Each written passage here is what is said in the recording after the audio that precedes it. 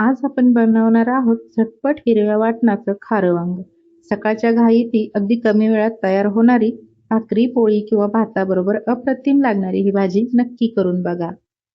Recipe आवडली तर चॅनलला सबस्क्राईब करायला विसरू नका. चला तर सुरुवात करू.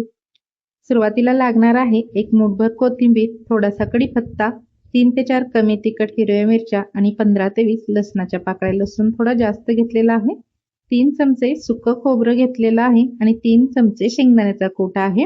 तुम्ही अख्खे शेंगदाणे घेऊ शकता. आणि 4 वांगी घेतलेली आहेत, ताजी आणि काटेरी वांगी. तर हे वाटण अगोदर बनवून घेऊया. कोथिंबीर, कढीपत्ता, मिरची, लसूण आणि खोबरे मिक्सरमध्ये जाडसर वाटून घेऊया. त्यात आता शेंगदाण्याचा कूट घालून एकदा फिरवून घेऊ. वाटण खूप असं पेस्ट टाईपमध्ये बनवायचं नाही, थोडंसं जाडसरच ठेवायचं. आता वांगी कट करून घेऊया. वांग्याचा जो पाठीमागचा देठ आहे तो पूर्ण काढायचा नाही, थोडासा कट करायचा आणि अशा चिरा मारून घ्यायच्या, जेणेकरून आपल्याला आतमध्ये काही किडा आहे का हेही कळतं. आणि वांगी कट करून लगेचच पाण्यात टाकायचे आहेत, ज्याच्यामुळे ते काळी पडणार नाहीत. आता मसाला तयार करून घेऊया. केलेलं वाटण एका भांड्यामध्ये घेऊ.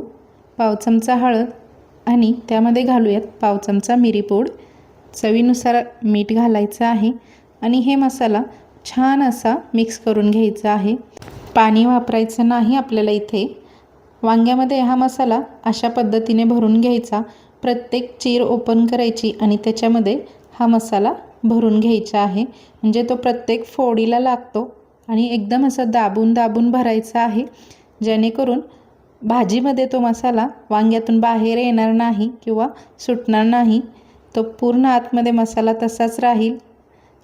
अशा पद्धतीने दाबून घ्यायचा, म्हणजे मग मसाला वांग बरोबर बनतं.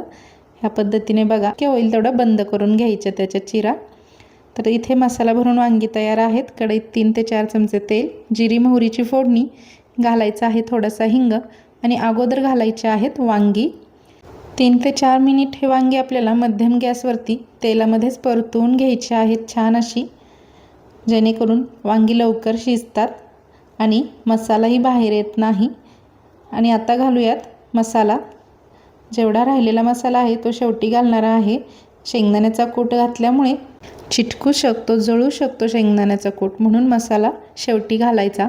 मी इथे अर्धा ग्लास पाणी घातलेलं आहे, कारण की मला सुक्कं बनवायचं आहे.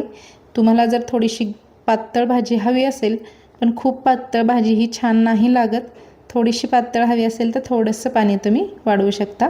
झाकण ठेवून 6 ते 7 मिनटं मध्यम गॅसवरती आपल्याला वांग शिजवून घ्यायचं आहे. मध्ये मध्ये हलवत राहायचं आहे 1-2 मिनटांनी. आता बरोबर 9 मिनटांनी मी हे झाकण काढलं. मध्ये मध्ये हलवून घेतलेलं होतं, तर 9 मिनटं लागली आणि पहिली काय ते 3 ते 4 मिनटं, म्हणजे 13 ते 14 मिनटात वांग्याची भाजी तयार झालेली आहे ही.